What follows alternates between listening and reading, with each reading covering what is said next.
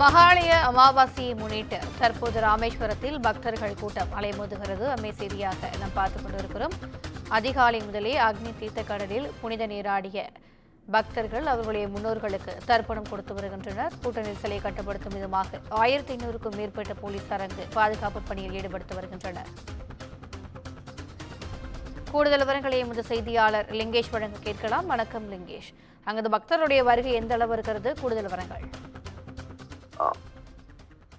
திவ்யா, இன்று மகாலய அமாவாசையை முன்னிட்டு நேற்று இரவு முதலே பக்தர்கள் ராமேஸ்வரத்தில் குவிய தொடங்கி இருந்தாங்க.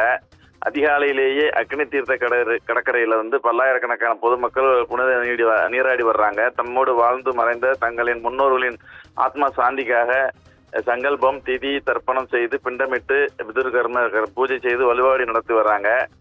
மேலும் கோதானம், வஸ்திரதானம், அன்னதானம் உள்ளிட்ட வழிபாடு செய்து வர்றாங்க. இதனைத் தொடர்ந்து ராமநாத சுவாமி கோவிலில் உள்ள 22 புனித தீர்த்தங்களில் புனித நீராடி வர்றாங்க. பின்பு நீண்ட வரிசையில் காத்திருந்து ராமநாத சுவாமி மற்றும் பர்வவர்த்தினி அம்பாளை தரிசனம் செய்து வர்றாங்க.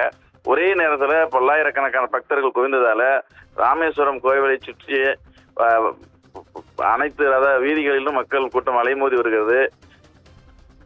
மகாலய அமாவாசையை முன்னிட்டு பல்லாயிரக்கணக்கான பக்தர்கள் ஒரு ராமேஸ்வரத்தில் ஒரே நேரத்தில் வாகனங்களில் குவிந்ததால போக்குவரத்து நெரிசல் ஏற்பட்டிருக்கிறது. மேலும் பக்தர்களின் பாதுகாப்பிற்காகவும் பக்தர்களின் கூட்ட நெரிசலை கட்டுப்படுத்தும் வகையிலும் மாவட்ட நிர்வாகம் சார்பில் பல பாதுகாப்பு ஏற்பாடுகள் செய்யப்பட்டுள்ளன. மேலும் மாவட்ட காவல்துறை கண்காணிப்பாளர் ஏற்பாட்டில் நூற்றுக்கணக்கான போலீசார் ராமேஸ்வரத்தில் பாதுகாப்பு பணியில் ஈடுபட்டு வர்றாங்க. திவ்யா,